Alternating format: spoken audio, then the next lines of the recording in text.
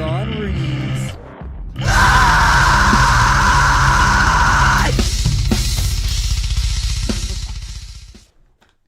How's it going, everybody? How are y'all doing today? It is a different time for us to be doing one-word podcasts, a little bit later in the day, but it is well worth it. We are here today with an amazing author.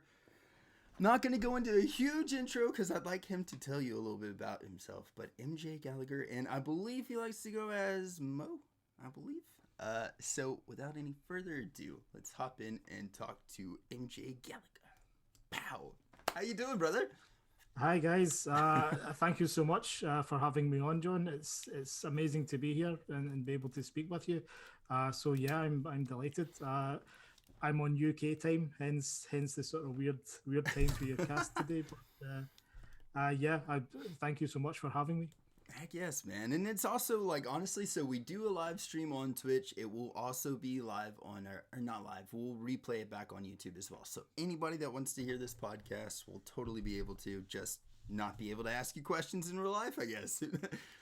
But there you go. Well, so would you prefer to go as Mo or MJ? How do you want to go? Preferably Mo, but either is fine.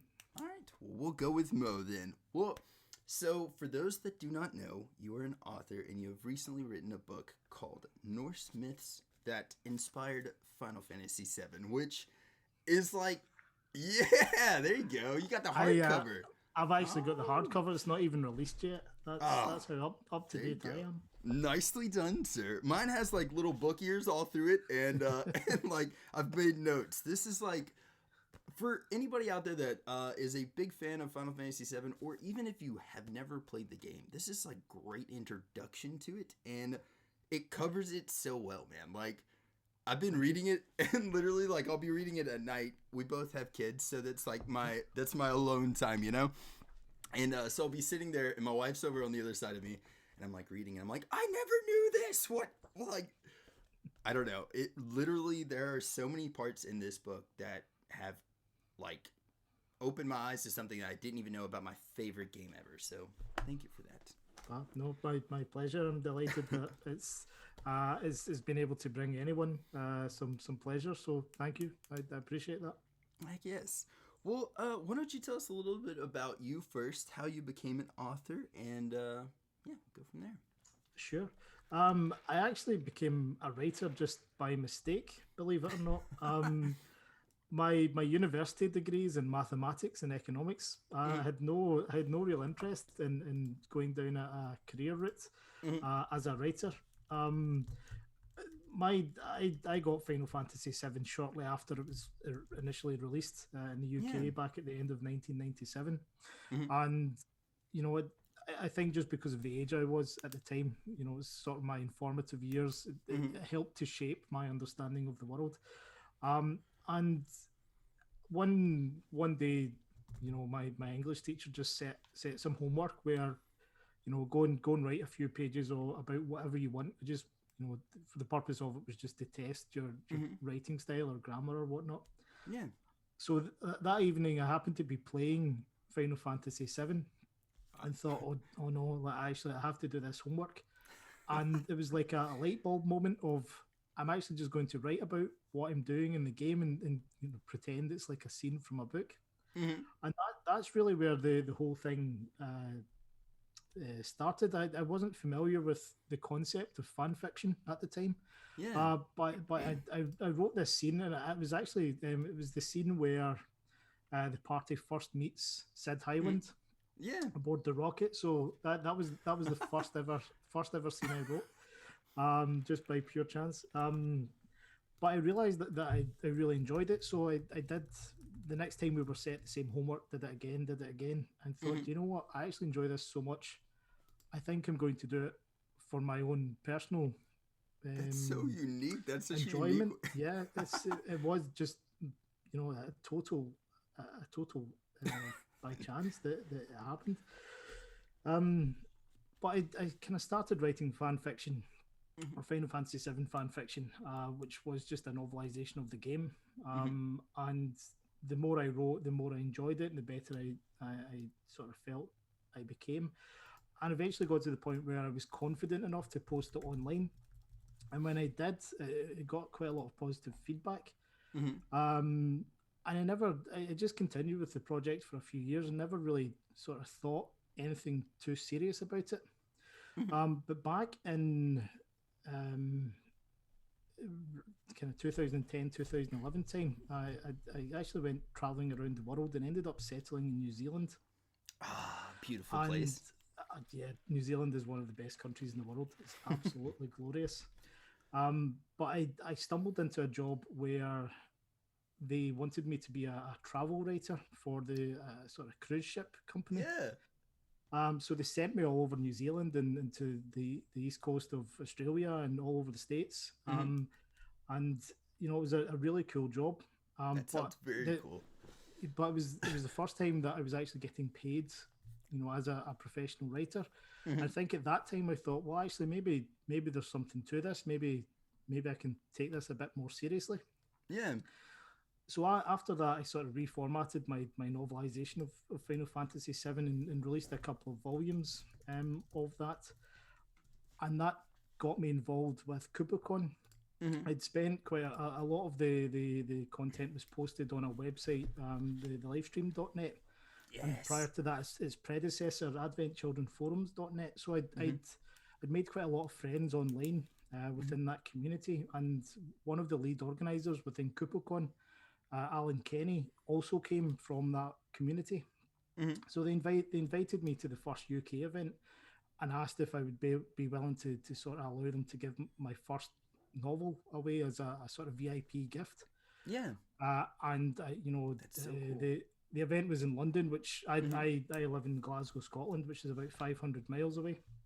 Hmm. So it was easy enough to travel down to, but it meant that I was able to attend just to sign some books, and the experience was just That's something. so cool, It though. was something so unlike anything I'd ever done before, and it Yeah. was really cool to sort of rub shoulders. Like I was one of the guests there that day, and Hmm. the guests alongside me were Ray Chase, who's the voice of Noctis from Final Yeah. Fantasy 15, That's awesome. and John Campling, who plays King Regis in Hmm. Kingsglaive, Hmm. and Liam Mulvey, who's Libertus from Kingsglaive. Dude. So sort of, it was just so Yeah. surreal. Was that the first Um, time that you had something like that, where yeah, like you had fans coming and then you were? exactly. So I'd never, That's I'd huge. I'd only seen a couple of actual prints of the Hmm. first volume before. So to go from that to whatever it was, 120, 150 copies, Yeah. and actually interacting with fans and signing things for the first time, Hmm. I'd never done anything remotely like that before. So it was a mega deal, and Yeah. it seemed to be relatively successful because they invited me back the following year to give away the second volume. Hmm. But I ended up, I became really good friends with the organizers, and Hmm. we decided that we would kind of work on an exclusive project that I would end up doing or writing a short book, Hmm. and have a couple of community artists help out on that as well. And that basically became the Nibelheim incident, Yeah. which The, is a book that it was made for Kupocon, so that the prints remain exclusive to Kupocon.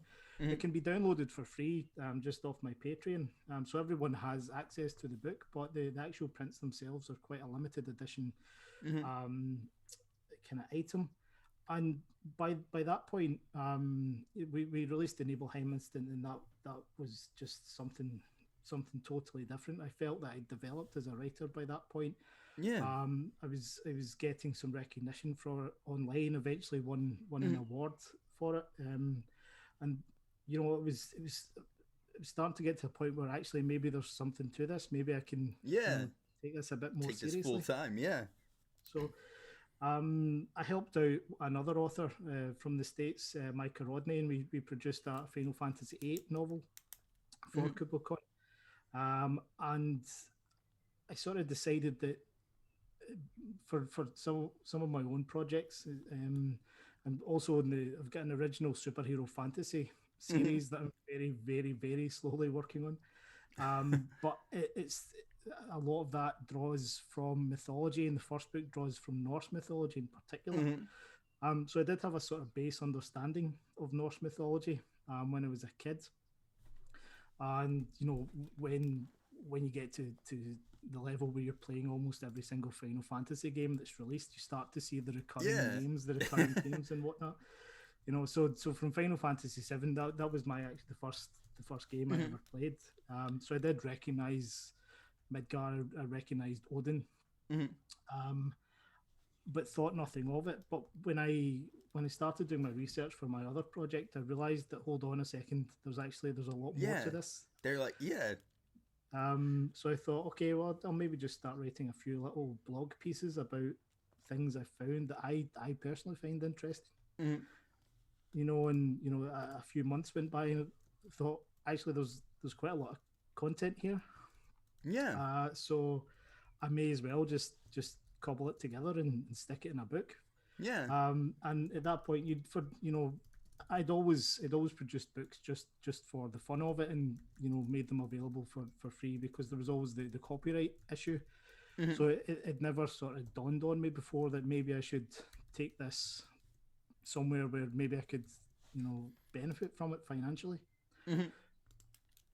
So I think getting into while it was stepping outside my comfort zone in terms of what I was used to writing, Mhm. we got to a stage where I was I was happy that I had a very good understanding of Final Fantasy VII and the compilation of Final Fantasy VII, and also Mhm. of Norse mythology, and I was in a kind of unique position where I would Yeah. be able to kind of put it all together. Mhm. Um, and that's where the book came from. And as I said to you before, that I just expected that it would be such a niche, Yeah. Yeah. topic that maybe a handful of people would appreciate it and pick up the Mhm. book every now and again. But it's just sort of exploded, and I'm so grateful Yeah. for every single person that's picked up the book. It's got to the point where it's starting to be life changing, Mhm. That's and awesome. I'm finally in a position just now where I can actually take one eye off my day job and Mhm. start looking seriously at being an author. So Yeah. yeah, I can't thank people like yourself enough for picking up the book and having Man. me on the show to talk about it. So Yeah. I'm so grateful. Hey, I'm very grateful that you decided to come on here, man. Like I honestly, you did a great job, and like you said, you're like a unique position to write this book. And I don't know. I feel like it turned out beautifully. So honestly, anybody out there that is watching this, please go check it out. I will have a link in the description, but it's definitely worth a read. If you're into Norse mythology, it tells you things that I didn't know. And my wife, who is obsessed with it, has both of the poems. She learned a lot of stuff that she didn't know about it. So not only does it teach you about like Norse mythology, but it also will give you a very good rundown of Final Fantasy VII. That like I've been a fan since it came out. I played it whenever I was a kid. I lived in a really small country town, and we had one video store that had one copy of it, and somehow I snagged it. I don't even know, but Wow. yeah, I ended up renting it for probably what is equivalent to like a mortgage payment. I think is how long I rented that game. Wow. Never made it out of Midgar either, by the way. I was like thinking I'm getting close to beating the game. Never made it out of Midgar renting the game. And then Yes. my mom was finally like, "We need to buy this because you're gonna buy a car with the rental payments." So, but how were you? How old were you, if you don't mind me asking? Whenever you first played Final Fantasy VII? Sure. I had just turned 12 the first Mm-hmm. time I picked it up. Actually, the first time I ever saw it, I was just about to turn 12. One of my Mm-hmm. friends owned the game. So I got to see, I think, if I remember correctly, it was as far as the cargo ship. Mm-hmm. I got to Oh, see him nice. play. Yeah. And then by the time I picked up a copy for myself, I was 12. Mm-hmm. So I was, really, really quite young. Like I That's said, pretty far though. quite a lot of my personal philosophies or ways of the way I look at environmentalism, the way I look at Mm-hmm. capitalism, quite Yeah. a lot of it is based on that. The way I look at spiritualism as well. Mm-hmm. Same That's with cool. Final Fantasy VIII. That actually had quite an impact on me from a romantic sense, I think. That's a beautiful Um, game. Yeah, it's obviously Final Fantasy gets a lot of bad rep nowadays, and I don't know why. I think it's phenomenal. Yeah, me too. That was obviously written by Kazushige Najima as well, so Hmm. I think there's something about the stories that he tells that just you know capture Yeah. capture quite a lot of emotion for me. I think. Do you think he realizes how much his stories have influenced so many people and like people in our generation especially? Like for me, you see guitars all over my room. Like Yeah. Final Fantasy VII music inspired me to become a musician Wow. and like Wow. I mean beyond that like I was probably a little younger than you whenever I first played that Final Fantasy VII, and I was having like a really hard time in school because I am very ADHD, and so reading was like hard for me to keep up with, Mm. like maintain my focus. That game literally helped me like sight read and like be able to pay attention to like what I'm reading and stuff. So like Wow. that was the first thing that I ever sat down and would like read it because I was so interested in the Mm. story, you know. And I don't know, but it's weird. I wonder if he knows how much he's inspired just an entire probably generation of people. Yeah, I imagine it would be difficult to imagine that he's not aware of it to some extent. Although there's there's a really famous story about when Najima after Final Fantasy VII released, Mm-hmm. because of how successful it was, the entire team were given a bonus. Now Oh my back in gosh. those days, um, sort of like desktop Mm-hmm. PCs were quite Yeah. it wasn't something that was in every household sort of Mm-hmm. thing. So he used his bonus to buy himself a PC and get access to the internet, and Yeah. he started accessing fan forums to Mm-hmm. read people's opinions of the game. Oh, that's cool. And it sort of one of the big things for him was that there was an awful lot of backlash about the death of Eris. Wonder why. And yeah, and there's a very famous story about Najima, like how finally getting access to the internet, seeing that everyone loved the game but hated the death of Aerith, which is why none of the main characters die in Final Fantasy VIII. Yeah. Okay. So from that perspective, I it would be difficult to imagine that he doesn't know how much it impacts on people, but um, for on his Twitter feed, and it's always about his guinea pig. So he Yeah. seems to focus. He doesn't really talk about work or a huge amount of what's going on in Mm-hmm. his private life. It's always about his guinea pig. So who knows? Can you imagine like like a younger him after writing the game, finally getting the internet and being like, wonder what people are thinking, and then just, So, my so I gosh. think I think the guy is amazing, but I definitely having followed him on Twitter, I think there's Mm-hmm. there's that sort of that fine line between genius and crazy. Yes. Like Yeah. I actually heard Elon Musk recently say something about that. He said, I'm wanting to put people on Mars and I've redefined cars. Did you think I was going to be a normal person? And yeah, that probably flows well with him. He was written some of the greatest like stories known in our generation, in my opinion. yeah. Yeah. And now he's I would obsessed with guinea pigs. I totally agree with you on that one. The guy he's just a hero. He really Yeah. is a hero. Mm-hmm. But I've learned so much, and that was one of the things actually that surprised me so much about the Norse mythology side of things, Mm-hmm. that I mentioned it in the book that he actually had quite a firm background in Mm-hmm. mythology, which I didn't realize. I thought originally, like, okay, there's a lot of things in Final Fantasy VII that are related to Norse mythology. It Mm-hmm. can't be a coincidence. It must have come from somewhere. And I just assumed that it had been taken from the sort of Dungeons and Dragons backgrounds that the Mm-hmm. earlier games had Mm-hmm. sort of drawn their mythos or drawn their bestiaries from. But no, it turns out that Najima actually had a strong desire to Yeah. specifically include Norse mythology here. And that's something I think I'm always going to sort of wrestle with in my head about whether or not that actually influenced my own interest in Norse mythology Yeah. or if that's just a coincidence. But Yeah. so, yeah, You know, I think Kazushige Najima has been playing the puppet master in my life for the last 20 or so years. you need to write him a letter and just be like, look, we need to find this out. Well, like, in your book, so like as a casual Norse mythology fan. Whenever I was growing up, you noticed names like Odin, and then like Nibelheim is kind of closely related, and there was a lot of monsters that were related to Norse mythology. But you broke it down, and even like Genova, like her actual like or its story is very well written in here. I mean, like you've got it really well broken down to where was this at? It was kind of towards the end of the book. Who the hell is Genova? There you go. That's whenever I read that, I was like, yes. But it's so well written, and you really break down like you give the actual incident in the game, or give the story in the game, and then you break it down like here's the mythology behind it, and it's so well done. Thank Um, you. but yeah, I mean, in one thing, like in the recap, so if you are a fan of Final Fantasy VII and you pick this book up, it's not just going to be like a recounting and you're going to be like, oh yeah, of course, the same story. You, even in the book, there's something that you said that I never really pieced together. I did not know that they mistook uh, Genova for a Sintra, pretty much. Yeah. I had no clue about that. So whenever I was reading it, I was like, what? Earth-shattering moment right there. I just thought that they like knew already, but no.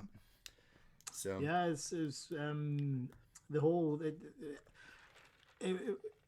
we sort of briefly touched on through the background of the Genova project and the original game, but they sort of elaborated on it quite a bit more extensively in Crisis Core. You know, and they started introducing new canon and things like yeah. that. So yeah, like when they discovered her, or they actually named Project Genova was just one part of a larger project called the Ancients Project, but they don't introduce that until Crisis Core sort of thing. Yeah. So it's not something that the original fans would have known. But there's a lot of because of the depth of detail that I go into in the book. I thought it was really important to make sure that all the context was there, Yeah. and to assume that, you know, readers didn't need to have the background in Final Fantasy VII. You know, it was really helpful to summarize the game for fans, but you know, to actually set the scene for those. Yeah. But I think, you know, even for myself, sitting down and summarizing the entirety of the compilation, I think people forget how much there is. Yeah, they're for real. And to go into some of the really quite obscure stuff, like I think a lot of Final Fantasy VII fans won't be familiar with the story of Before Crisis, and almost nobody is familiar with the story of the online mode to Dirge of Cerberus. Yeah, yeah. But there are some details that also tie into Norse mythology. Yeah. Because Najima himself, with the exception of Dirge of Cerberus, Najima wrote everything in the compilation. So Yeah. you know, there is this really strong foundation there. So I felt it was really important to make sure that the book caters to all sort of classes, or you know, all levels of understanding. Yeah. So yeah, if yeah, but basically there's quite a lot of detail in there as a result. Yeah, for sure. I mean, like it's a hefty read, like in a good way. Like there's a lot of information in here. So I don't know. I just, again, I think you did an amazing job with the book. But is there, so as far as like writing, you started off and you did the novelization of Final Fantasy VII, and you did part 1 and 2 of that, correct? Or is there more parts to that, or? Well, there will one day be more parts. Part one covers Midgar and the Nibelheim flashback. Part two goes from Calm all the way to the party arriving at Cosmo Canyon, and part three is the Cosmo Canyon scenario all the way until the death of Eris. I'm only about a third of the way through part 3 at the moment, despite having been writing it for 7 years. In my defense, I have released 3 other books during that period. But there you go. Yeah, it's not like you're sitting on your hands with it. But it's an ongoing project. Yeah. How did it go from doing the novelization to the Norse myths? Like, I know you said you were kind of seeing some stuff that you were like, well, that seems like a coincidence that I know about this, but how did it actually turn into a full-on novel? Well, the full-on novel, the novelization itself was kind of what I was used to. That was my bread and butter. And the whole thing came about by trying to sort of, you know, get a little bit of income from the whole thing. And Mm-hmm. for copyright reasons, I can't ever sell the novelization, Mm-hmm. or any of the sort of direct novel works. But there are some ways, to sort of give for anyone who's willing to sort of pledge on Patreon Mm-hmm. or whatnot. There are quite a few behind the scenes Mm-hmm. pieces, that I can do. And because I had a multitude of projects, I could release bits and pieces of various things through my Patreon. And Mm-hmm. one of the things that I did start doing was writing little mythology articles, and it wasn't mythology in That's cool. Final Fantasy. It was just mythology in general. Yeah.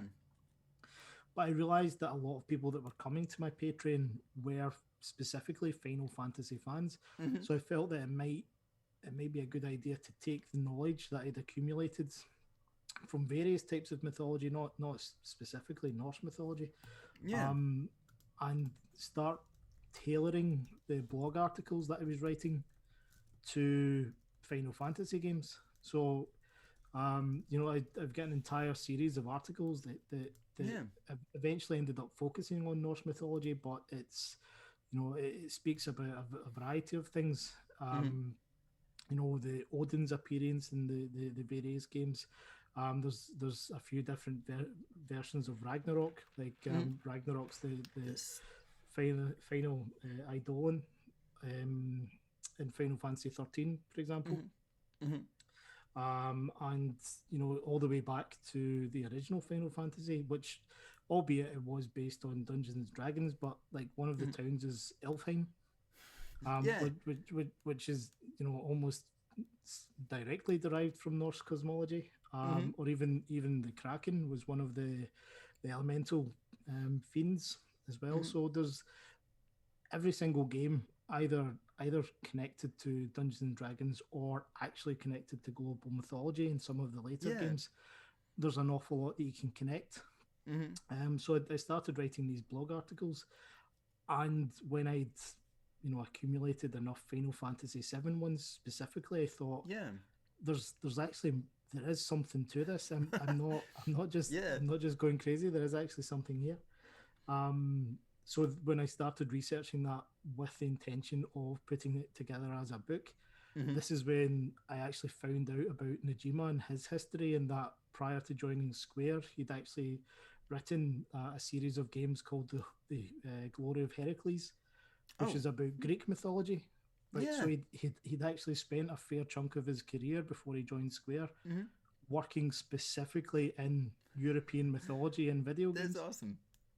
Um, so when you get to the situation where there's like, right, there's far too many coincidences here, For real. Yeah. um, and I think it got to the point where I think there's going to be enough that I could fill a book here, so I'm going to divert my attention into researching this, writing this, making sure that I would be able to fill out, Yeah. justifiably fill out a book. And sure enough, we got there in the end. So Yeah. And that's that's how it all came together. yeah, how is it to have like the support that you've had behind this from the Final Fantasy community, including like the forward? I read the forward. I normally don't, but some reason I was like, let's just read the forward. And then I was like, John Bentley wrote your forward?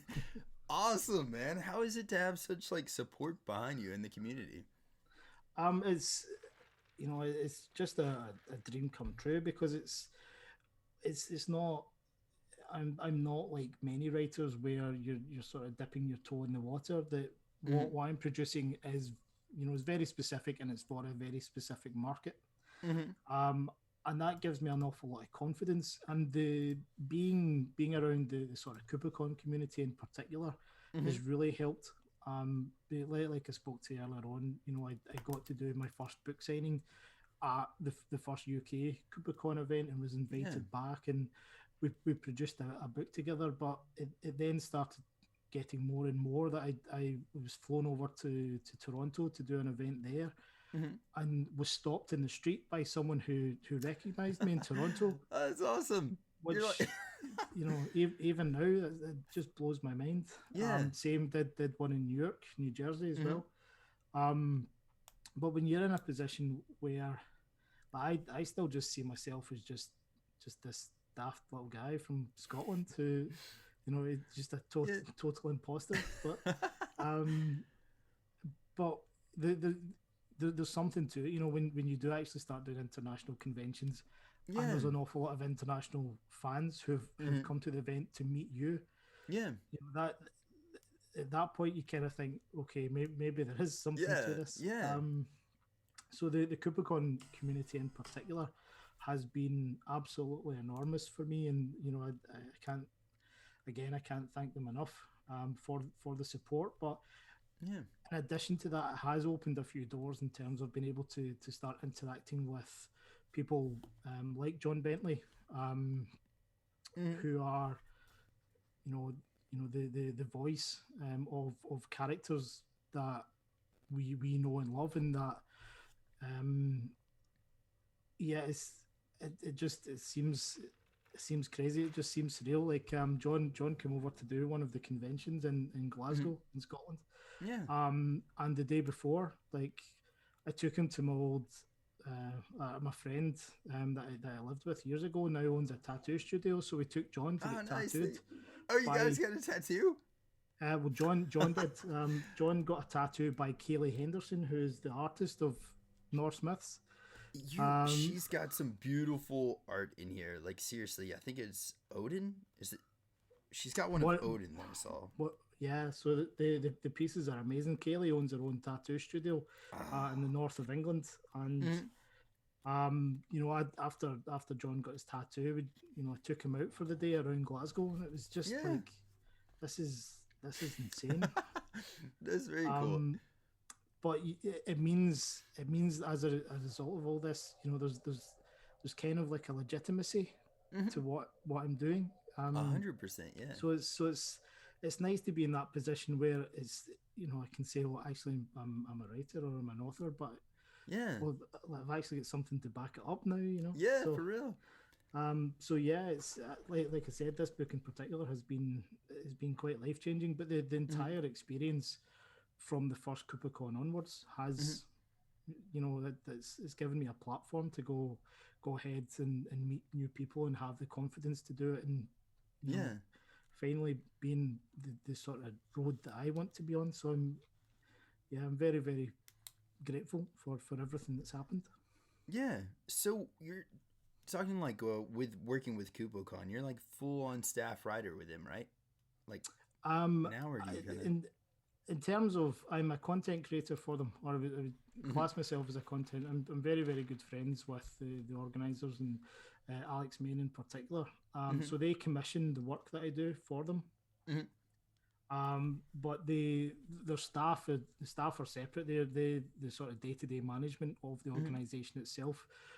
Whereas I produce some of the content that Yeah. they go on to release. So it's very, very heavily associated with them in that Yeah. regard. But Hmm. it's kind of a separate to staff Yeah. as such. But there's no real end in sight. That some of the things that I've produced already have been pretty successful, and I'm Hmm. still working on my Final Fantasy VII remake Hmm. video series with them. Yeah. So that's not going to stop anytime soon. So Hmm. yeah, very happy with my relationship. Yeah. Do you feel like with like this book going into Final Fantasy VII and like knowing all the back details that are actually built into the story that we've already known, do you think that that's gonna like play into like knowing what's gonna happen in the future for Final Fantasy? There's a couple of things. It's sort of difficult to pinpoint anything in particular. Hmm. But my answer to the question would be, I think there's very much going to be um, some connection with Norse mythology Yeah. going forward. Simply because it's Najima himself that's writing Hmm. it, but B, that I do actually trust the developers to stick relatively faithfully to the original story, which Yeah. already does have an awful lot of influence. Hmm. There are a few specific things that I would really like to see. One is that they do actually give the Zolom its proper name. There you go. And Yeah. I actually call it the Midgard Stormer. Um, so something like that. If we get to the Zolom and they have actually changed its name to Midgard Stormer, then Yeah. yeah, okay, like that's almost guaranteed. Mm-hmm. That they're going to go, or they're taking the mythology element seriously. Mm-hmm. Yeah. And there are a few other bits and pieces. One that is definitely already, I've spoken about this a couple of times already, and as it's mentioned in the book as well, is that Remake itself has flagged up something Mm-hmm. about or effectively just put a spotlight on that it is still paying attention to Norse mythology or derivatives of Norse mythology, and that's the Gotterdammerung Oh, there you go. item right at the end Mm-hmm. of Remake when you beat the Pride and Joy prototype. Mm-hmm. You get basically the strongest accessory in the game, which gives you a limit break when you start the next battle. But Gotterdammerung is it's one of the four operas written by Richard Wagner, Mm-hmm. which retells an old sort of Norse myth cycle Mm-hmm. called it was called the Volsunga Saga in Norse mythology, and later sort of was rewritten in German Mm-hmm. as the Nibelungenlied, and then centuries later, Yeah. it was picked up by Richard Wagner in this operatic cycle, which is really really famous. It's one of the most famous operatic cycles in the world, called Der Ring des Nibelungen. Mm-hmm. But Der Ring des Nibelungen is broken down into four operas, and the last one is Gotterdammerung. And Gotterdammerung means Twilight of the Gods, Mm-hmm. and it is a retelling of the Norse Ragnarok. Yeah. So Ragnarok is the Norse apocalypse, Yeah. and Gotterdammerung is the same story, but it's sort of changed for the opera. So it's like that's very deep to get, like that's very deep things that he's like putting in there. That's awesome. So the inclusion of at all means they've considered it. Mm-hmm. But where in specific they've placed it is that at the in the original game, when you defeat Proud Claude, Mm-hmm. it drops what you get at the end of the Proud Claude battle is the Ragnarok sword Yes. for Cloud. Yeah. Yeah. So Pride and Joy prototype and Remake is effectively a miniature version of Proud Claude. Mm-hmm. So in old game, the item you get is Ragnarok, and in Remake the item you get is Gotterdammerung. Gotterdammerung is a remake Mm-hmm. of the Ragnarok story from mythology. That is so like that is awesome that you know So- that. You have to know so much to get to that, but that's awesome that they put that But- there. Yeah, so that basically the mere fact that it exists in Yeah. Remake tells me that they are taking that side of things very seriously, and Yeah. I think renaming the Zolom would confirm that. So But there's one thing that I've sort of spoken about this at length, and this is maybe slightly spoilery, but one of the things about Norse mythology is or Viking society was a fatalistic society, and what that means is that they believed there was one fate. Mhm. How you arrived there, the details could change, Mhm. but you know that It's that gonna was be it. like- You cannot escape your fate. Mhm. Which is Huh. this idea, this concept was actually represented in Ragnarok, the apocalypse, and the idea was that the gods found ways to delay the apocalypse, Mhm. but they would never ever be able to prevent it. Yeah. So if you take the same idea and apply it to Eris, Yeah. I like her- remake is Yeah. remake her- is all about sort of change destiny, change the things that happen. So it creates this uncertainty. But I think based on Norse mythology, the whole idea is you cannot escape your fate. Mhm. Therefore, Yeah. I think she'll die. So that's my big Yeah. take based on Norse mythology. That's why I think Eris is still going to die. Yeah. I mean, it like I guess I feel like I could see a couple of different ways, but I think that like maybe like you were saying after he read all that stuff on the internet and everybody is so upset about her dying, either he could tease that he's going to keep her alive and then still do it, or he's just going to do it. You know, I Yeah, definitely agree with you. I think that the way that the story ends, the original story with her dying and her becoming part of the live stream, being able to defeat Sephiroth the Meteor, like it had to happen. So I don't know. I agree with you though. I think a lot of people are going to be crying at the end of part 2. That's my thoughts. But so you were talking about the snake and World Snake, right? Did you yeah. so like do you think that they're going to end up turning that into a full-on boss fight like they did with Hell House and stuff like that? I would think so. I would think it would be the perfect place to introduce a boss fight. Yeah. Um, and one of the things that I love about remake, and I know many people have many different opinions, and you know that's totally fine because basically the original Final Fantasy VII meant something different to all of us. Mm-hmm. So there was no way to ever please everyone. Yeah. But one of the things that I did love is how much they expanded on characters, how much they expanded on areas, and Mm-hmm. you know, in order to do so, you know, they did introduce a few boss battles where Mm-hmm. they hadn't existed. Yeah. Like said, Hell House, Eligor is another one. Mm-hmm. Um, and you know, Eligor actually might be a really good example. Abzu is maybe even a better one, Mm-hmm. where there's also kind of mythology, or in Eligor's case, it's theology, but Mm-hmm. um, you know, so they're introducing elements here where they've taken the mythology background seriously. Like, I don't know if like they've named Abzu in the original game it was Apps, or at least the English Oh, localization it mm-hmm. was Apps, Yeah. Mm-hmm. right? But Apps was a mistranslation of Apsu, Mm-hmm. which this goes back to Mesopotamian mythology, where um, if I've got this round the right way, basically pre-Babylonian times, there were two different societies. One was the Sumerian, one was the Akkadian, Mm-hmm. and they both had similar concepts about how the world was created. But Apsu and Abzu were the Mm-hmm. same concept, just Yeah. two different names for it, and Mm-hmm. it was eventually kind of taken on by Babylonian civilization as Abzu. Mm-hmm. So Apsu, as it was named originally, and now Abzu, Mm-hmm. there is a connection there. So it's not that they've just totally retconned the name of that particular monster. Yeah. There's a very specific mythology Yeah. reference there.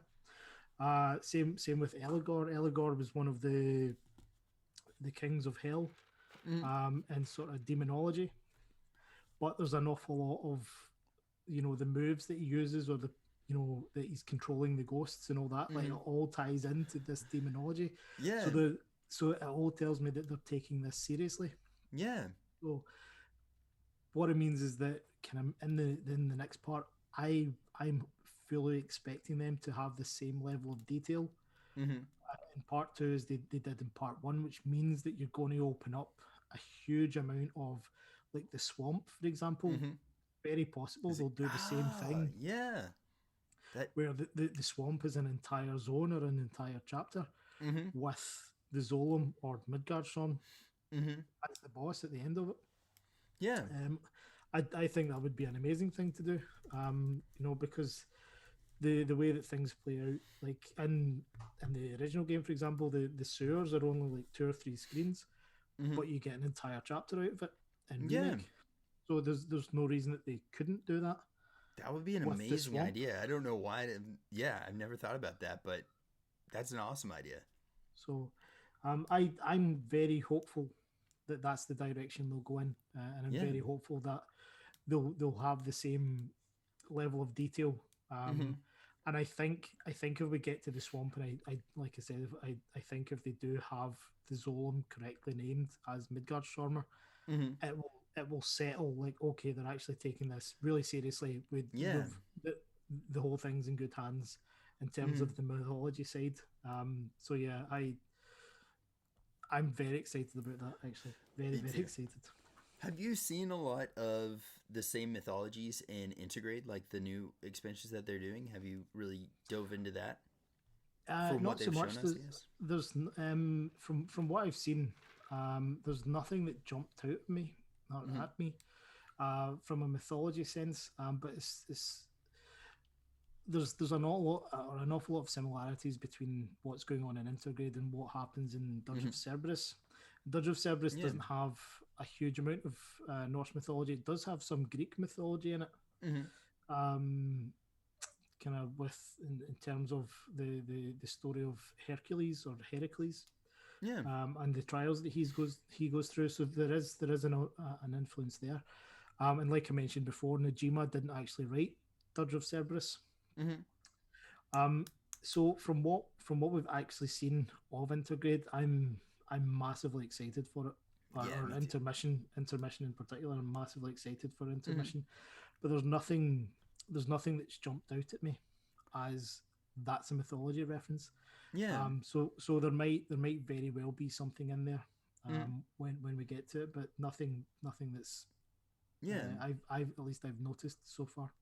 I'm really excited about it because I read in an interview that he said it was going to actually part two is going to pick up directly after Integrate, and to me that means that they're maybe going to continue the story just a little bit of the actual main cast. I don't know. It's very possible. I imagine by now they've built the engine for how they want the world map to play out. Mm-hmm. So there's no reason that they wouldn't be able to stick in a sub chapter or something right at the end of the game just to give you Yeah. that experience. Mm-hmm. Um, I I personally I think it would be amazing if they did that. But I'm not really holding my breath. And simply because I think it would make more sense for them Mm-hmm. to actually have like a secret ending or a secret movie or something. Yeah. Um, at the end of the credits or something that Mm-hmm. um and I suppose it really depends. Some of what's being said um about the part two picks up exactly where Integrate leaves off. So Mm-hmm. it depends on whether or not like there's a secret ending and it's to do with the party arriving in Calm, or if the secret ending is you now see them walking through the wilderness Yeah. and the next game picks up in the wilderness, or the secret Mm-hmm. ending is that the party have now crossed paths with Yuffie. Or my personal hope for this Mm-hmm. is that the secret ending of Intergrade is the Nibelheim flashback scene in the truck. Ah, yes. He's just doing squats. And Yeah. because obviously the game you've taken on Sephiroth. Sephiroth has gone into sort of God mode again, Mm-hmm. and everything's a confusion. You don't know how powerful Sephiroth is. Yeah. And then the last scene of the Intergrade is, okay, here's teenage Cloud with Sephiroth just in the Yeah. back of a truck hanging out. Yeah. And then part two begins with the actual flashback itself. That it doesn't go straight into Yeah. Calm. It actually starts with that. I think that would be a wonderful way of telling that particular story, but That'd be beautiful. I'm not really Yeah. holding out for I, that. yeah. I mean, I can't wait to see what they've done, but there are so many There- many different things For that real though. I know whenever I originally played the first game, making it in Calm was like, I was like, yes, and it just felt like almost a totally different game. Like as soon as you go from Midgar to open world, and then Calm, you're like, oh, this is probably like really far. We're getting far into the game, and then you realize as later on that you're like not hardly anywhere into the game yet. But it just felt like like Calm was a great name for that town. It was just like a peaceful thing, and then you find out there's a massive story in front of you. So actually, I Am Nightmare viewer just asked, does he think Nomura adapted the flat Earth Sintra theory into Sid's background? the flat Earth Cetra theory. Mm-hmm. I'm not sure if I'm familiar with that. Could what's the sort of basic idea? Yeah, I'm gonna ask him to elaborate on that one because honestly, I'm not exactly sure what he's talking about. That would be the first time that I've heard it especially like wrapped into Sid's background. But that's it's not bad. But yeah, another thing. So I actually went through the chapter in here, summoning the Allfather. We were talking about Odin, and can you, I guess, like walk us a little bit through like the summons and how they relate to Norse myths? There's another thing, if you don't mind us talking about it after this, but the summons in particular really got my attention on that. Well, in terms of there's not the the game itself, in the an unused version of the original game or an unused scene in the original Mm-hmm. game, did actually specify that the summons were once individuals that sort of roamed the earth, Mm-hmm. and the scene itself was supposed to be at the Temple of the Ancients, but it got cut, and I really wish it hadn't because it would have really helped Mm-hmm. understand what the summons were. But they did sort of pick it up again in Remake by the little bit of information about Shiva being the Ice Queen and Mm-hmm. helping to trap Genova. Mm-hmm. But the summon, um, in the book itself, it sort of focuses more on Odin as the summon rather than Yeah. all the summons. Mm-hmm. The There are a few different things. Odin has been represented uh, in Final Fantasy games since Final Fantasy III, Mm-hmm. and I'm I suspect that this also would have been lifted from the Dungeons and Dragons bestiaries, Mm-hmm. where Odin would have been presented as this sort of dark knight. Final Yeah. Fantasy III, you fight him in the sort of catacombs beneath this town of Yeah. Sidonia. Mm-hmm. It's the hardest boss fight. That Yeah, so ridiculous. he's so there's this sort of fighting him in the catacombs. You know, Mm-hmm. there's that sort of affiliation with death. You know, Odin, one of the primary things he was associated with Mm-hmm. was death. Sidonia itself is a sort of fortified castle, and Mm-hmm. the king is possessed, and he makes the his army split into two and fight each other to the death every single day. Mm-hmm. That's actually lifted straight out of Norse mythology as well. That's what Odin does with the Einherjar. Mm-hmm. The sort of the warriors in the afterlife. Mm-hmm. They train and they fight each other to the death every single day, and then they're kind of reborn or revitalized Mm-hmm. just in time for the nightly feast, sort of thing. Yeah. So there's also a connection between Odin and what's going on in the town at that point. Mm-hmm. So and sort of so on and so forth. But Odin Odin had always appeared as this sort of Dark Knight character, which wasn't quite how he is presented in Norse mythology. Yeah. In Norse mythology, it's more like a sort of wandering sorcerer or a kind of old Mm-hmm. man with this wide brimmed hat. So there's something quite different. The only time that he's ever described as sort of putting on his armor is at Ragnarok, Mm-hmm. um, where they sort of ride out to meet the armies of chaos Mm-hmm. and things like that. So it is very possible that the Final Fantasy iteration of Odin is based on that, or it could just be that Yeah. they thought, well, we've got this vague idea of what he's supposed to look like, so we're going to go Mm-hmm. with that. You know, and he never really appears with one eye either. That was one of the big things in Yeah. Norse mythology, that he sacrificed an eye for knowledge, but he always has two eyes in Mm-hmm. the sort of Mm-hmm. Yoshitaka Amano artwork.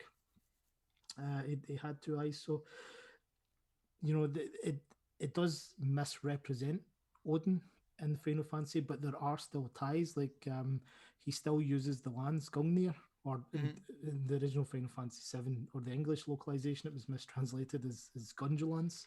Mm-hmm. But it should be Oh yeah. Gungnir, which is he has this magical spear that never misses a target, Mm-hmm.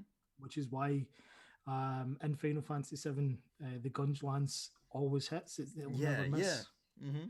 Um, and you know he's riding the six-legged horse in the games, Mm-hmm. whereas in mythology it's actually an eight-legged horse, Mm-hmm. Sleipnir. So there are kind of slight variations on it. Yeah. Um, but Odin himself in Norse mythology was he came from he's kind of half giant. He was part of like the primordial race. Hmm.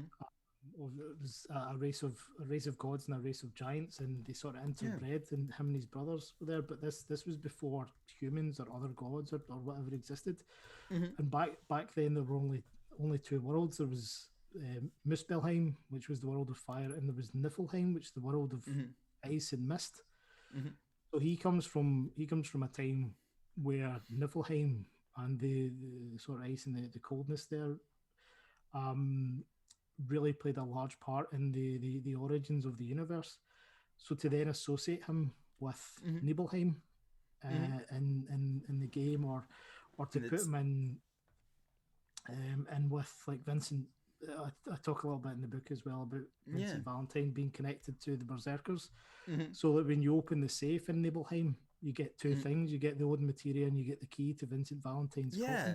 coffin. So Yeah. like you know, and It's so um, I yeah, the whole thing is just there are too many coincidences. there really are. I imagine at some point while writing this book, you had like a board up and you're like, "This is connected. It's all connected." What do I like? I, have you ever seen Always Sunny in Philadelphia? Yeah, I know what you're talking about. Yeah, You feel like the Charlie Day scene where he's yeah, like the mailroom, man. But seriously, whenever you start reading your book, and especially like you're talking about Nibelheim, like the the connections that you make in the book are like undoubtful. You cannot doubt the connections. They're so clear cut, and I don't know if it's like just that he was like he knows a lot about the mythology, or if he legitimately is putting it in everywhere yeah, on purpose. You know, yeah. they asked if we could plug the title of your book, and it is Norse myths that inspired Final Fantasy VII, and his name. There is And a yeah. There's a really there's nice there's a hardback hardcover. there's a Is that hardback coming version. soon? That's a couple of weeks away from release. Yeah, Ooh, there we go. Well, so I know I'm gonna give you keep an one of eye out for those, that. man. Yes, and also too. I don't know if anybody has a link to your Patreon. I'm gonna post one for sure on the YouTube page. But if anybody does have a link that they want to put it in the chat today, I know actually Baby Seal is in here. So hello. Oh, hi, baby seal. We weren't speaking about you earlier. Um, so yeah, it's www.patreon.com/m.j.gallagher. Hmm. The book itself is available on Amazon. Currently paperback and digital download. But hardback is coming in a couple of weeks. Hmm. And if it's also of interest to anyone, I'm soon going to be launching a Kickstarter for my follow-up book, Greek Myths, that inspired Final Fantasy VII. Yes. So if you enjoy my work, please do consider sort of pledging to the Kickstarter. That would really help Hmm. get me to the next level of being a big boy author. Well, I'm sure everybody here is very much so down to help you out with that. Like that's I was gonna ask, there's so many other like we were talking about earlier, it almost feels like it's just like a spice blend of stories that he's concocted to make like the perfect story. And what other like mythological stories have you really connected with? I guess you said Greek obviously is the next one you're working on. And there's Well, Chris. Yeah. yeah, the Judeo-Christian references Mm-hmm. are off the chart. Baby Seal's probably the go-to for that one, though. There you go. That's his area of expertise rather than Mm-hmm. mine. But yeah, Greek mythology. There's quite a lot going on there.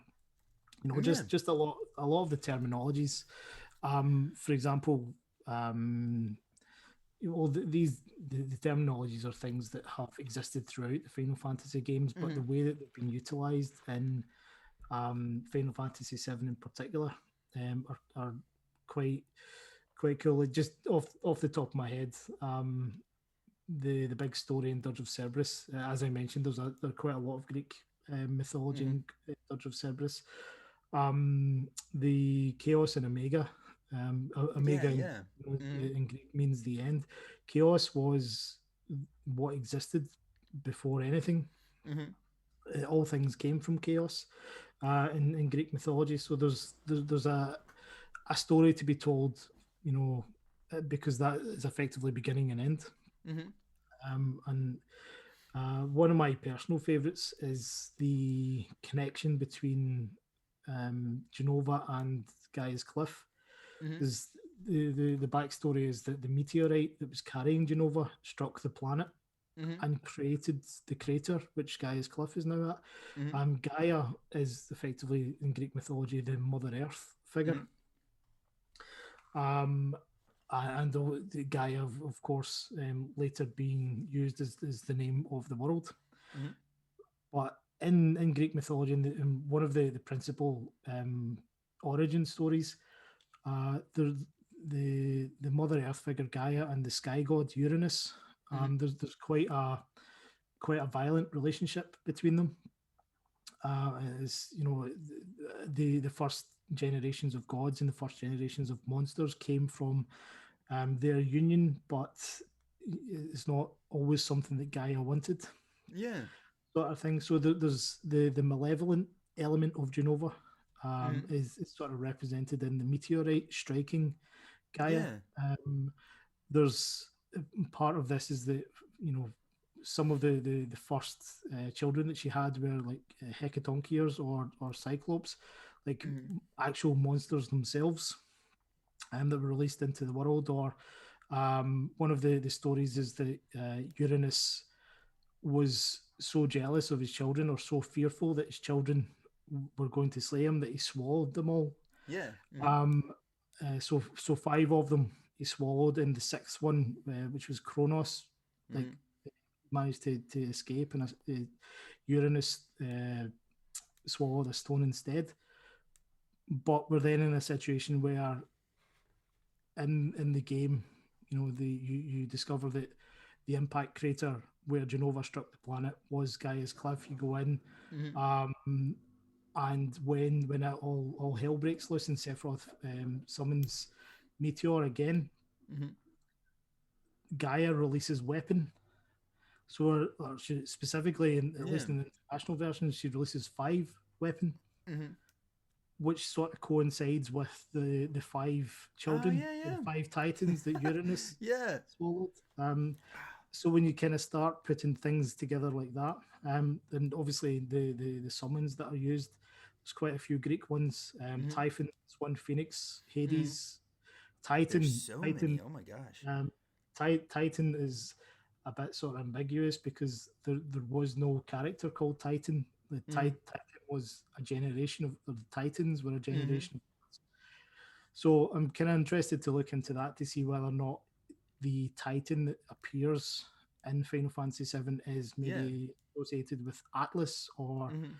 you know, one of the other Titans, or how that all comes into play. I'm also quite curious to see like part of the story as well, like is when things start to go wrong on the planet after Genova arrives, like Mm-hmm. Cetra try and deal with it and the humans hide. So Mm-hmm. there's a very sort of clear distinction between Cetra and humans. Yeah. I wonder, you know, if that's to do with the Greek mythology, and how generations of humans came into play that were designed by the Mm-hmm. gods. Mm-hmm. You know, like Prometheus giving Mm-hmm. them fire and things like this, and Yeah. Yeah. how all that came into play. So I yeah, mean, yeah, definitely with there's a lot that I'd like to explore. Mm-hmm. But those are just some ideas that I've sort of come up Yeah. with. It's so funny because the way that your book reads is exactly how you talk. Like, you literally laid out that, like, Greek mythology. You just gave a brief description of it, and then you're like, but also, boom! And then this is exactly how it relates to Final Fantasy VII. That's how your book reads, man. And it's, like, very easy to follow. And I don't know. I love it, man. Thank you. One of the good things about the book is you don't have to hear it in my accent either. Well, a lot of people in chat would probably prefer you to do an audiobook and just read it to them, because everybody's like, I love his accent. So just saying, there might be a future in voice acting for you. I think you've got this. So we've got a couple of things in here. Baby Seal said Mesopotamian myths that inspired Final Fantasy VII. Dun, dun, dun. And then also, I Am Nightmare again said, Remake Part 2, these summons aren't in Integrate. 6 new ones. So, I guess, do you know, like, I know that they've released the Lightning Summon. I know they've released a lot of pictures of him. Do you think they're going to be dropping anything else in this? I think the next one was Odin, wasn't it? Well, Actually, in terms no. of Titan would have been the next one. Oh, yeah. Because you get Titan and Gongaga Mm-hmm. before you get Odin. Um, I would absolutely expect that they'll keep the Odin summon for when you arrive Mm-hmm. in Gongaga. Um, we depending on the translations of like the Famitsu articles Mm-hmm. that have come out about what summons we can expect. Baby Seal and I and a number of others in the community have got a sneaky suspicion that the reward for winning the Fort Condor minigame will be Mm-hmm. the Phoenix materia. Yes. Ah. But that's just pure speculation. Um, What is your thoughts on the new Fort Condor game? Like what we've seen from it so far? I think it looks pretty cool, and I think it's a really good way of introducing Yeah. the original minigame from Fort Condor because there's realistically there's no way they could do it Mm-hmm. again in remake. I fully expect we'll see Fort Condor Mm-hmm. in remake, but not the sort of battle minigame as it were. I think that's why they've introduced it here, Yeah. so that we still get an updated version of it. But Mm-hmm. it wouldn't make any sense to from a kind of story perspective to have Cloud effectively commanding, you Yeah. know, Mm-hmm. a legion of uh, kind of battle tanks or Mm-hmm. golems or whatever these things Yeah. actually are. They were a little rough around the edges as far as graphics Yeah, go. I But think if there was going to be a battle at Fort Condor, like they would actually have the player go out with the mm-hmm. characters and Yeah. fight it, Mm-hmm. rather than have a mini game. But I personally think that's why they've introduced the mini game here. But Yeah. it does look cool. Did you like the original Fort Condor? I know a lot of people apparently hated it. I was a huge fan, but Well, I think from a story perspective, it was good. Um, I mm-hmm. think it was a good way of adding a bit of characterization to what had been going on in Midgar, or Mm-hmm. characterization to the playable characters themselves, because Mm-hmm. obviously the Avalanche members themselves have just participated in terrorism, Mm-hmm. active terrorism.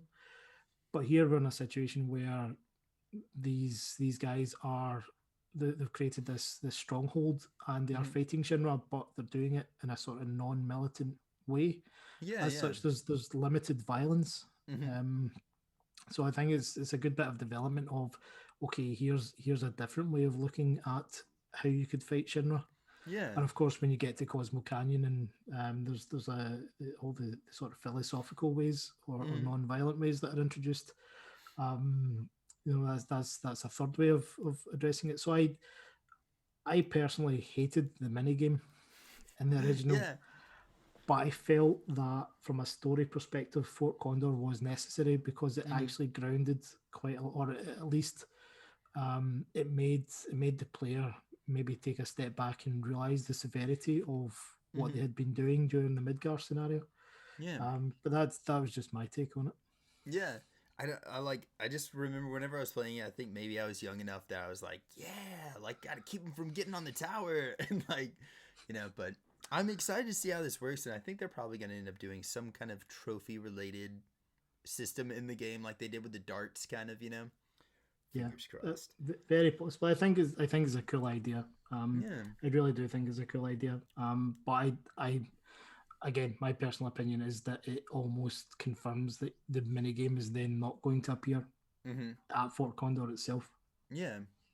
I wonder, I mean, so does that, I don't know, do you think they're just going to completely take Fort Condor off the map or just not have it, you think? Or Well, I would be extremely surprised if they did remove it. I still think it's an important story element. It's mm-hmm. very possible, like when in the original game, Fort Condor's optional. Mm-hmm. You don't Yeah. have to go there if you don't want. So Mm-hmm. maybe they'll do that as well. That it can be an optional chapter. Mm-hmm. Um, but I would be surprised because there there's again touching on the characterization. I think Hmm. there's a lot that can be done for development, Hmm. particularly for Barrett. Um, Yeah, for real.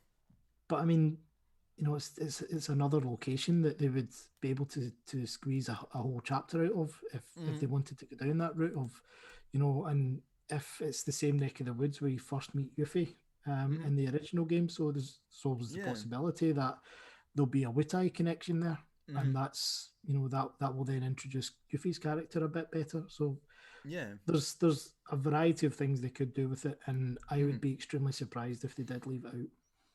Yeah, I think so too. All right, so I got another question for you. Working with fan fiction, and especially with something that is so like near and dear to a lot of people's hearts.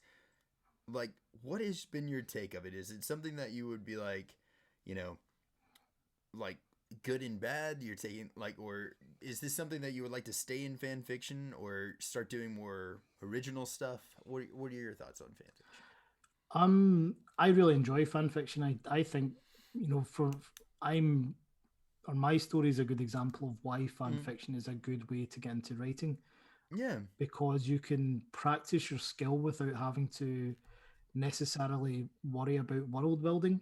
Mm-hmm. You can take existing characters, you can take existing locations, existing scenarios, and Mm-hmm. then work on your style of writing Yeah. to implement those. And only when you get a bit more confident can you start introducing some more elements. So I think it's a Mm-hmm. very good way to allow people um, to sort of practice. It's also a very good way for people that, if rather than stepping into a situation where they want to create everything themselves, they can Mm-hmm. they can tell the stories about characters they love, that Yeah. they would like to hear, or that Mm-hmm. they think other people would like to hear. So there's a sort of middle ground there. Yeah. So I would recommend anyone who's looking to get into practicing fiction writing. Fan fiction is a wonderful way It's to a do great it. way. Yeah. In particular, there's also a ready-made audience. Mm-hmm. So that's, you're not writing something original and then hoping that a couple of friends might, Yeah. cast Yeah. their eye over it. There's actually an entire community of people waiting to hear Final Fantasy seven stories or Mm-hmm. Zelda stories or whatever. So producing something and giving it to that community, it's already there. So you then get feedback from people who are already interested in what you're producing. Yeah. That makes tons of sense. So I think it's an excellent way of doing it. And then when you are satisfied that your sort of writing style or your um basically it's strong enough that you Mm-hmm. can take this to the next level, Mm-hmm. then go for it. Or if you just want to remain within the fan fiction community, and because there's a huge amount of enjoyment there's a huge amount of Mm-hmm. feedback that you wouldn't otherwise get Mm-hmm. as a new writer. So it does come with a huge amount of benefits, so I would recommend Yeah. it. That's really. I'd never like. That's very insightful. Lisa FF8 said Zelda, yes Mo, and then I am Nightmare, who actually writes. He writes strategy guides for games. He said Zelda is how I got started, so that's awesome. But well, speaking of that and future works, I know you said you were talking about possibly doing Greek myths that inspired Final Fantasy VII. Is there ever going to be something? And you spoke about you had played eight. Have you ever worked on or thought about doing other like eight, nine, 10, any of the other series? Yeah, I've thought about anything that you can throw at me. I've probably thought about it at some point. Yeah. Um, and I actually have, like I say, I co-authored a Final Fantasy VIII novelization, Mm-hmm. which is free to download as well from my Patreon. That was with an American author by the name of Micah Rodney. Okay. So, Cool. like my Nibelheim incident book, Mm-hmm. that was produced for Kupocon. So they have the rights to the prints, but the Mm-hmm. downloadable version is free to the public. So it covers the opening of the game all the way up to the seed graduation. Oh, nice. So Mike and I worked together on that, and Mm-hmm. Mike is a great writer. Mm-hmm. So it was more about Micah, he's invested in Final Fantasy VIII the way that I'm invested in Final Fantasy VII. So Mm-hmm. I had a relatively strong background in writing and an understanding of Final Fantasy VIII, Mm-hmm. so I could help him with the writing and point out anything that was perhaps not obvious that he's Yeah. thrown in the book, and assist him with structure and chapter breakdown and whatnot. Mm-hmm. So we produced this book together, and he's continued that on. So he's actually looking to produce an entire novelization Oh, of dang. Final Fantasy VIII, Yeah. which I I expect, or I hope that I'll be kind of chipping in with some editing once Mm-hmm. the first book is drafted. But um, I've read the majority of the first book, and it is excellent. Mike has done a fantastic job with that.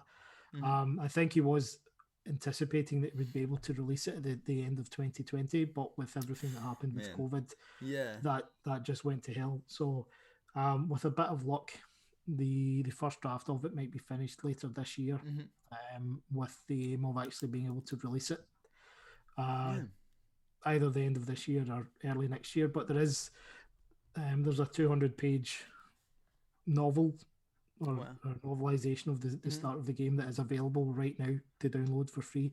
And Kaylee Henderson, that did the artwork for Norse Myths, does Mm-hmm. the interior illustrations for that Oh, book that's as well. awesome. Her art is amazing. Um, well, speaking about that, like you said, with COVID, like kind of putting a halt on some of his plans, do you feel like has COVID helped you in any sense as far as being able to have more time to be more creative and kind of let more of that writing creativity flow?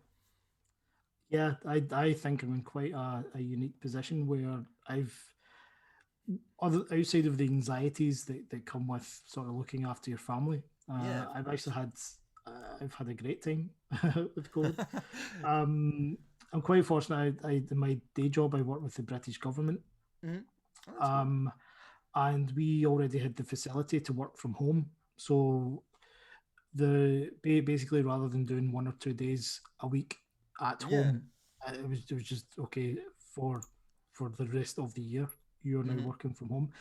But it means then that I had a lot of time, that rather than I had like a 2.5 hour commute every day or something. Oh, So dang. I Yeah. was able to put a lot of that time towards Mm-hmm. writing, and I've found that I've become a lot more focused as a result of that.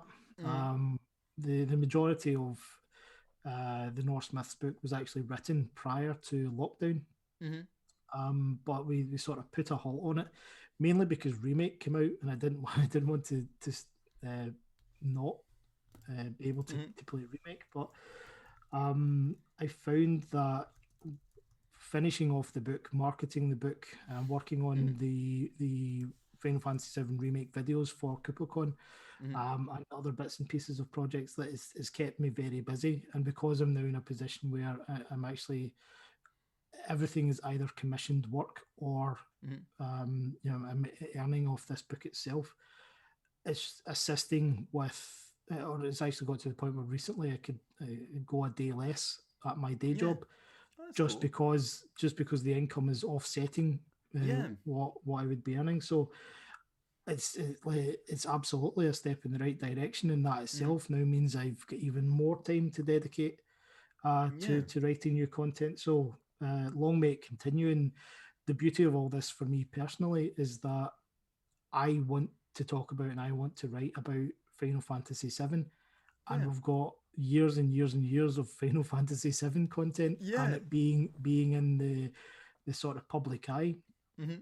So I'm very lucky in that regard, that the Yeah. specific subject I wanted to speak about is already being celebrated by the community over and over and over. So Yeah. the stars have aligned in that one. I think, like, honestly, since your story is one of those, like, the stars aligning stories, man. I mean, going back from when you first played Final Fantasy VII turned out to be like right when your teacher's like, write anything you want, just write me something, and then it turns into this. I think that's awesome, man. You don't hear many stories where it's like so just like this is how it lined up, but that's very cool. Um, Way Too Hungry ask, Final Fantasy VII or Final Fantasy VII Remake, which do you prefer best, and which do you think kept the Norse mythology better? And Oh, that's a really good question. that is. Um, right now, it's it's a difficult comparison because what I'm leaning on the remake itself is obviously the Midgar scenario, Mm-hmm. and it's if you were to go the Midgar scenario in the original game versus the Midgar scenario in remake, Mm-hmm. remake wins it hands down. Oh yeah, yeah. But I also wouldn't have enjoyed remake as much without the rest of OG. Mm-hmm. Um, so it's a difficult question. I think Final Fantasy VII, the original game, changed my life, and Final Fantasy VII remake is something that I'm enormously passionate about at the moment. So I don't think remake has quite had the same impact on my life, Mm-hmm. but the degree of enjoyment that I get out of it as an adult does exceed what I got out of the rest of the compilation, I think.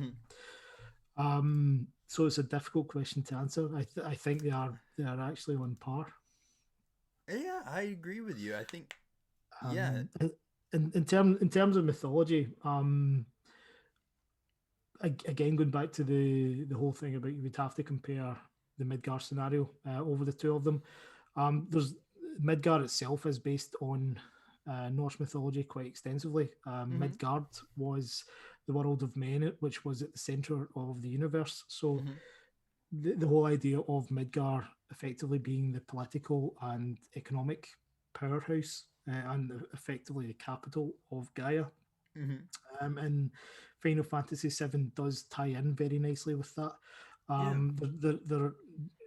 There's sort of other wee geographical things like the wall that's around the slums in Midgar. Like Mm-hmm. that's also lifted from Midgard itself. Like the word guard itself in Norse refers Mm-hmm. to an enclosure or a fence, or so it's quite specific. Or again, the Zolom, the proximity of the Zolom to the Yeah. city Mm-hmm. is another reference that's going on there. There's also the way that Midgar is tiered, and this is maybe something it comes from the wider compilation, because if you introduce deep ground, like I mentioned earlier, deep ground is lifted from, or Dirge of Cerberus employs an awful lot of Greek mythology, which would make deep ground the underworld.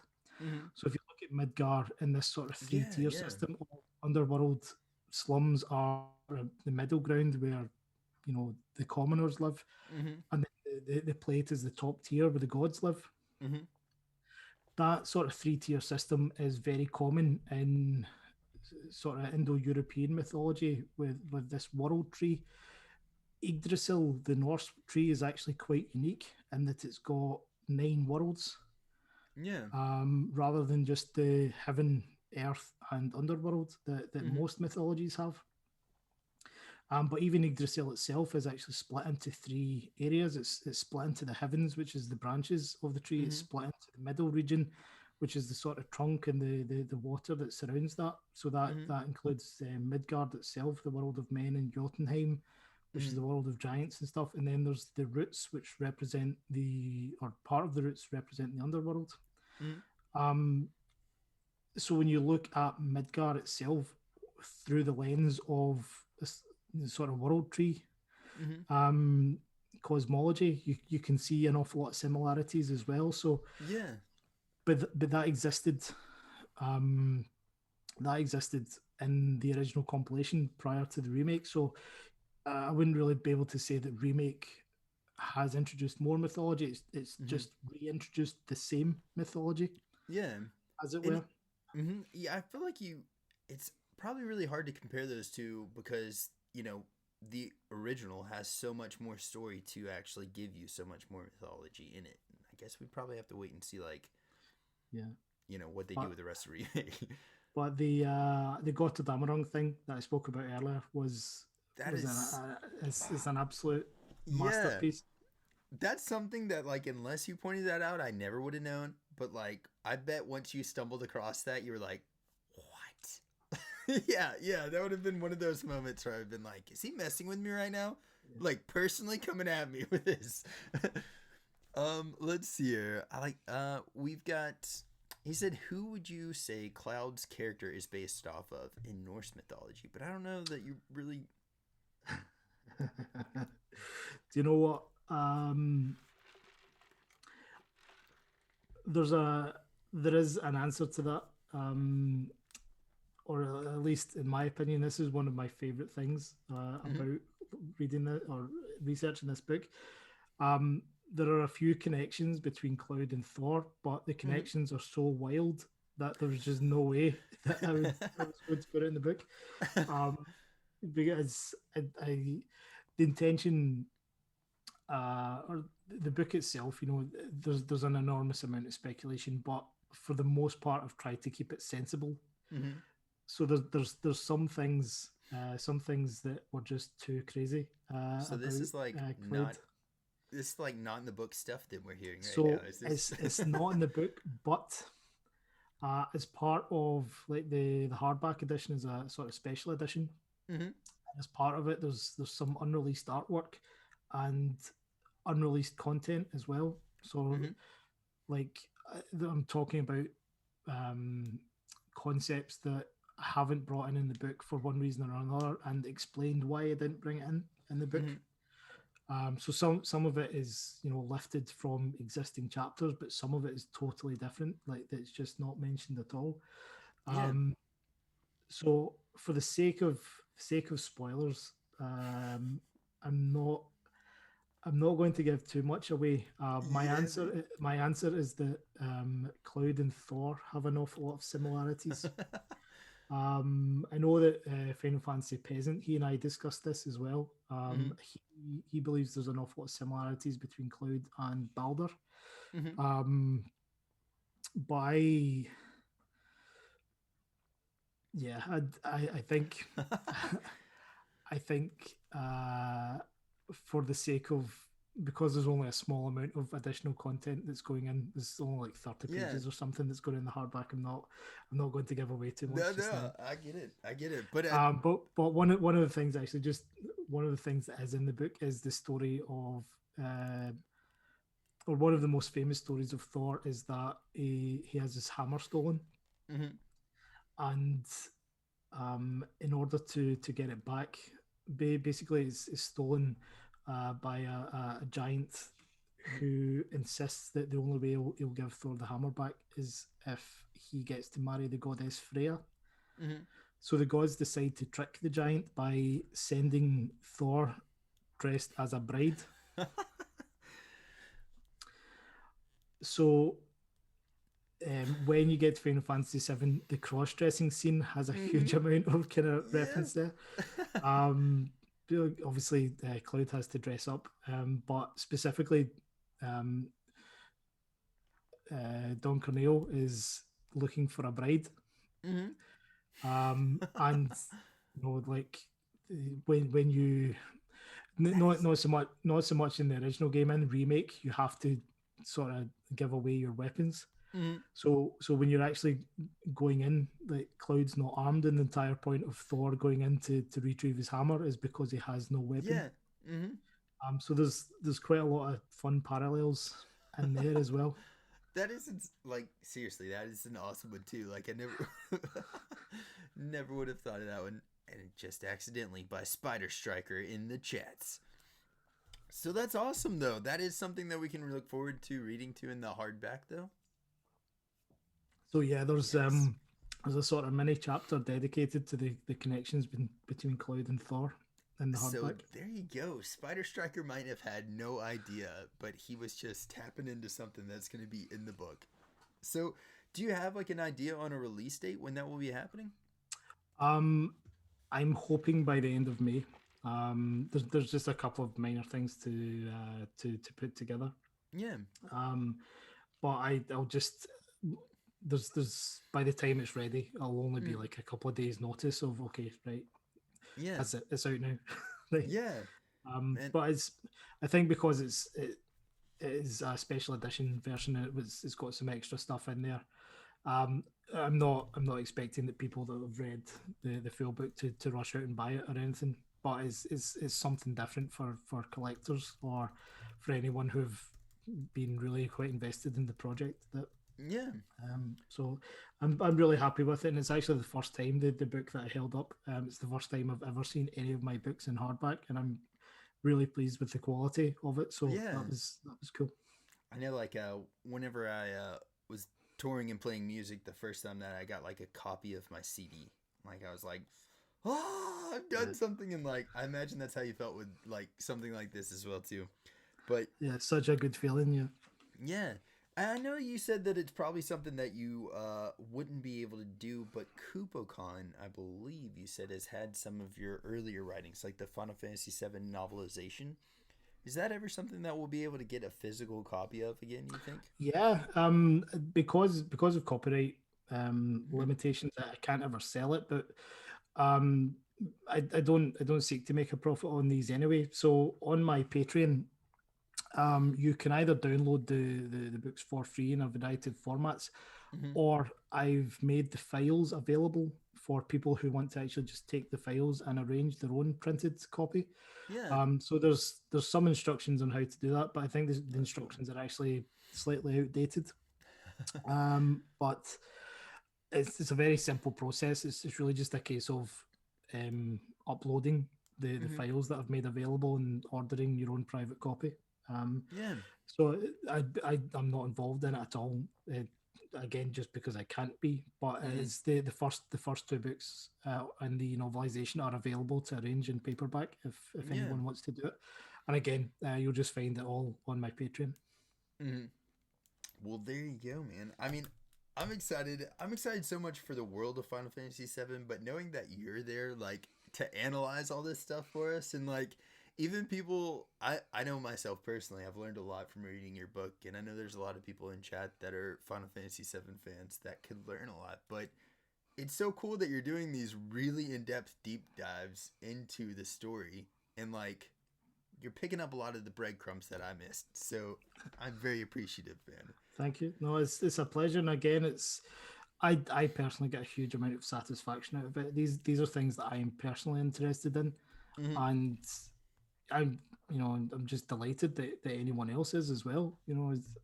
Um, because there's so many amazing content creators out there. Yeah. Just um, that I've got to know. Obviously, you had Blitz on last week. Blitz is phenomenal. Mm-hmm. Sleep Easy, Baby Seal, Vesuvizad, the Cosmo Canyon Observatory, Mm-hmm. FF Peasants, and a big fan of Philip Hartsholm as well. Um, there are amazing. Ray Kaufman is another. Yeah. Ray's speculative theories on Final Fantasy VII are just brilliant. And I'm sure I've forgotten about 15 people here, so apologies Yeah. to anyone listening. But because there are so many amazing content creators out there, I think we all bring different things to the table. Mm-hmm. And one of the things that I would like to bring to the table is the mythology side of things. And Yeah. I think the only other person or the only other people actually that are kind of that are interested to the same degree in Mm-hmm. producing that are Baby Seal himself and Dan Hume or Dionysus of Mm-hmm. Final Fantasy forums. Like we all have pretty strong backgrounds in mythology, so it's Mm-hmm. sort of our little niche area Yeah. of the community, and just to know that there's others like myself out there is amazing. But to actually have an audience for it as well Mm-hmm. is it has just blown me away Yeah. these last 6 months. So yeah, I'm so grateful again. That's awesome though, man. And well, really quick, Spider Striker asked, "What's the name of the book, and is it available digital?" So it's This the Norse myths one. Does he mhm. mean? Yeah. So it's a Norse myth that inspired Final Fantasy VII, and I will link in the description in the YouTube video. I'll put a link in it. Um, and then is there an So yeah, audio? there's not an audiobook. I have very very quickly to answer. Yes, the Norse Myths book is available digital, Mm-hmm. just KDP off Amazon. Mm-hmm. Um, the audiobook is something that I've sort of wrestled with doing for a while. Um, I had a conversation, I actually had a call with Dr. Anthony Bean, who had put together the psychology and Final Fantasy book. Mm-hmm. Oh, Um, so I, I yes. had a call with him on Friday last week, Yeah. and he strongly recommended going down the audiobook route. Mm-hmm. So as something that I'm going to consider. I don't think I'll personally do it, just because there's even just recording the videos that I do for Kupocon, it's Mm-hmm. just crazy time consuming. So I think it would get too precious about all the little Yeah. pronunciations and that sort of stuff. So um, but it's very possibly in the pipeline, That's I what think. I was gonna suggest as far as like the audiobook goes. I do a lot of like I do voice acting recently, and there is no way that I could pick this book up and pronounce like even a quarter of the words in here. Like you've been pronouncing them perfectly, but like my horrible English dialect is just not meant for it. I don't think. Yeah, I've got practice, but maybe my own accent is better suited to it. But uh, or maybe I've just made the whole thing up. Maybe I've been pronouncing it wrong the whole time. Who I knows? do that with so much stuff in my life, and then like my wife will correct me. She'll be like, "What did you just call that? Horseradish? What is horseradish?" I'm like, "I've been saying it wrong for 30 years now." So, but no, I think to his point, like I have a lot more time in my car, and like you were saying, you commuted for like 2.5 hours. Yeah. If that is something you thought about, and you would be able to just pass that on to someone else to record it and just trust that they can pronounce the things right, I think that the audiobook would do a very good job. Well, Ask. he like I said, Doctor Bean recommended the same thing for the Mm-hmm. same reason, and when he did say it, I sort of felt a bit silly because I exactly what you said there, that um, I'm out and about quite a lot, and I'm sort of listening to things in my headphones, but I don't necessarily Yeah. have a huge amount of time because of my projects. I don't have a huge amount of time to sit down and read Mm-hmm. as much as, or as certainly as not as much as I would like. So I actually found myself just purchasing the psychology and Final Fantasy audiobook as well, Yeah. so that I could just get to the end of the book rather than Mm-hmm. try to find some time for it. So for me to actually do the same thing that you've just said and that he recommended, it does make a lot of sense. Yeah. Particularly, we recently finished the audiobook version of the Nibelheim incident. Um, I've got to hear it. so so like that's free to listen to on Kupocon's Patreon. Mm-hmm. Hopefully we've released the prologue for it on YouTube as well, but it's narrated Yes. by Liam Mulvey, who's Mm-hmm. Libertus from Final Fantasy 15 Kingsglaive, and he does an amazing job of it. So That is awesome. um, yeah, if you're again, it's free to stream, it's free to download. So do check it out. It's the link itself is just kupocon.link/TNI. It's easy And you'll enough. get, yeah, you'll get all the chapters there. So it's, yeah, Liam's done a wonderful job of that, and uh, Mm-hmm. it's turned out pretty nice, if I do say so myself. Yeah. So we've got a little thing going on in chat right now, and Okay, here's the question: okay. Aries or Aerith? Eris. Yeah. Um, I hope I've not just lost about That's 10 like viewers such from a that. like a divisional thing. So many people are like angry about it, but it's I think because because the original, I'm assuming it was katakana, that it came from, that it could have been translated either way, mm-hmm, and the international version went with Eris. mm-hmm, Um, but they changed it in Kingdom Hearts when Kingdom Hearts released before Advent Children even came out. mm-hmm. And they changed it in there, so that was kind of confirmation. So I think Yeah. there seems to be the divide itself is whether or not you accept the original game as the be all and end all canon, or Hmm. whether you embrace the compilation. There's, Yeah. um, so I go with Eris because Eris is only in the original game. But Hmm. of course, for anyone who wants to stick by that, then I mean we all Yeah. know who she is. There's technically no right or wrong answer. Yeah. It's, It Square Enix picked one, and they were just like, let's see, here it is. And like, I don't know, I think it's caused such a rift in the community. Guys, I feel like we gotta get together. We just you gotta know, we just gotta accept there's each other. there's another one as well, which is not anywhere near as famous, but it's the former chief of Turks. Hmm. That's first shows up in Before Crisis. Can be anglicized as both Veld and Verdo, so it's Yeah, yeah. Verdot. Hmm. Unfortunately, Square Enix have uh, officially used both versions Hmm. in the English versions. So that really threw a spanner in the works. But the most up to date version is the English release of On the Way to a Smile, which Hmm. actually uses That book is Verdo amazing. in Yeah. that. So or maybe it's the kids are all right. Have you read that one yet? The kids are all right. I mean, I'm guessing Yeah, so since you've got a lot of that book was amazing. I If kind of just by pure chance. yeah, there you go. Um, I happened to be looking at it the other night. My latest Kupocon breakdown video Mhm. is to do with chapter 14, and I spend about 15 minutes of it talking Yeah. about Kyrie. Sorry, So, but I so love yeah, that book.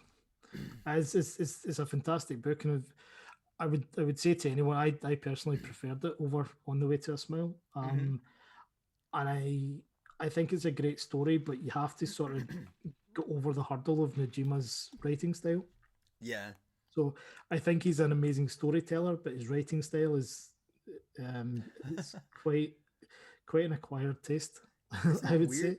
Yeah. Isn't that weird how that could be? Like, they're just it doesn't translate as well as his actual overall story is. It's just, but So, but maybe that's just he was taught to write that way for video games, and he never mm, really got out of the habit. So, yeah. um, Well, there you go, man.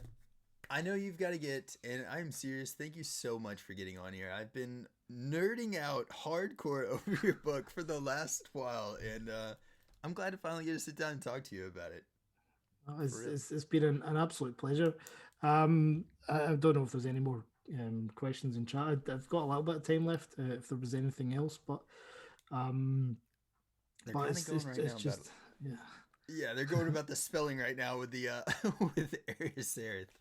Uh, but so too, I mean, we talked about like a lot of the content creators in the Final Fantasy area, and I was talking to Blitz about this last week. The kind of like, have you had any like backlash? I guess about any of your writing. There was kind of a lot of like, almost like some toxic stuff going on in the Final Fantasy community. Did you experience any of that during?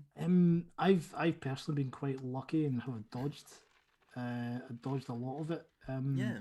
I know that some of my close friends, and I'm not going to get into it right now, but one of my really good friends experienced it very recently, Mm-hmm. and it was really really horrible actually. Like, um, but I for a lot of the community, uh, the big obviously the big divide is the romance between Cloud and Aerith and Cloud and Tifa, Yeah. and Mm-hmm. which one's the canon romance and which one's correct. Um, and I think the way that the story has been written is deliberately ambiguous. That it is open Yeah. to interpretation. So Mm-hmm. nobody's right, nobody's wrong, and that's always the approach that I've taken Yeah. when I'm writing that. Um, that I don't want to infer one way or the other, Mm-hmm. um, because I think it's deliberately open to interpretation. I think it does have a lot of beauty in it, Mm-hmm. that it's open to interpretation. But obviously, unfortunately, the side effect of that is it has created a huge amount of toxicity. within the community, which is not nice to see, and particularly when it gets out of hand, it's really not nice to Yeah. see. And Mm-hmm. a lot of well-respected members of the community or fantastic content creators have been driven away as a result of Yeah. it, and that's not okay. I mean, Not yeah. it's not okay to give anyone a hard time about it, and I don't like to see it, but I'm lucky that I personally have not been It's awesome. on the receiving end. Yeah.